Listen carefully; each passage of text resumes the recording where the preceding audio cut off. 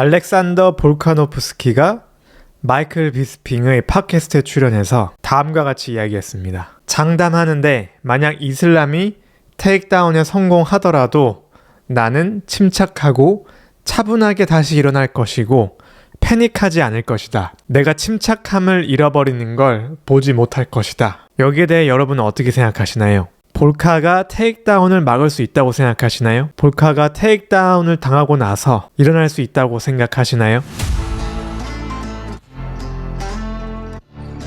볼카와 비스핑의 인터뷰 내용 정리하였습니다. 한 스푼 들어갑니다. 우선 비스핑이 알렉산더라고 하니까 굉장히 포멀한데 알렉산더라고 부르는 사람이 있냐라고 물으니까 없다. 알렉스 아니면 볼카노프스키라고 한다 라고 했습니다. 트레이닝 캠프에 대해서 물어봤더니 좋다.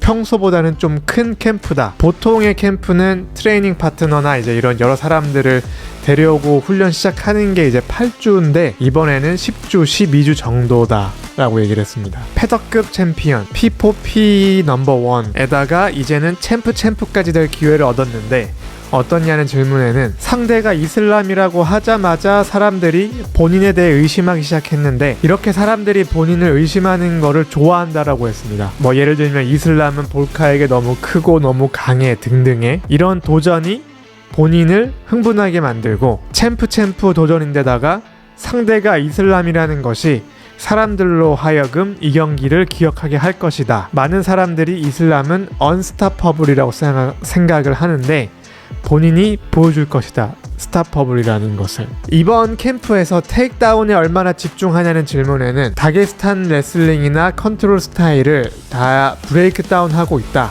모든 디테일들을 하이 레벨에 이제 본인보다 큰 사람들과 훈련을 하고 있고 본인을 다른 운동으로 먼저 좀 지치게 만든 다음에 이제 이런 하이 레벨의 본인보다 큰 사람들과 안 좋은 포지션에서부터 시작을 한다고 합니다. 그러면서 본인이 이미 지친 상태라도 상대들이 본인을 이렇게 계속 눌러놓는 건 어렵다고 얘기를 했습니다.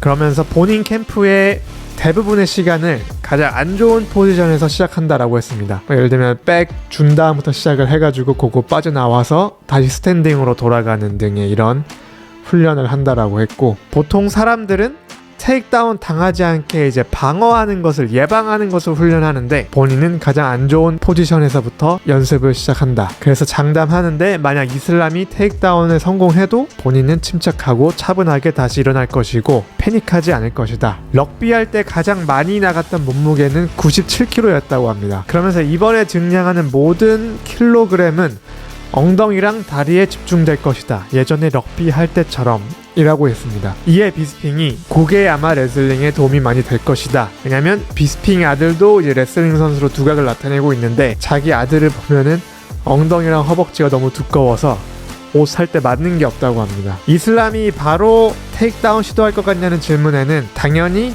이렇게 섞어서 올 것이다. 타격을 어느 정도는 섞을 것이라고 예상을 했습니다. 그러면서 키가 작은 게 테이크다운 디펜스에도 아주 좋지만 깔렸을 때 다시 일어나는 거에도 좋다라고 하면서 본인은 이제 무릎 꿇은 자세에서 서는 데까지 1인치밖에 안 떨어져 있다고 했습니다. 패더급 잠정 타이틀전에 대해서는 MEC 파워펀치도 있지만 그 이외에 다른 툴도 많이 가지고 있다. 레슬링을 섞으면서 싸운다면 MEC 큰 펀치들을 맞출 수 있을 것이다. MEC 이런 여러 툴을 활용한다면 MEC 이길 거고 그냥 서서 이렇게 뱅 한다면 야이르일 것이다 라고 했습니다. 자빗이 은퇴를 번복하고 돌아올 가능성이 있는데 여기에 대해서는 원래 자빗하고 경기하는 거를 되게 기대하고 있었고 아마 한 경기만 자빗이 더 이겼다면 타이틀샷 받을 수도 있었을 텐데 은퇴해서 실망했었다. 그러나 타이틀샷은 스스로 자격을 얻어야지 그냥 쥐어주면 안 된다 라고 하면서 근데 이번에 본인이 이제 챔프 된다면 자빗이 다시 은퇴할 것 같다 라고 얘기했습니다.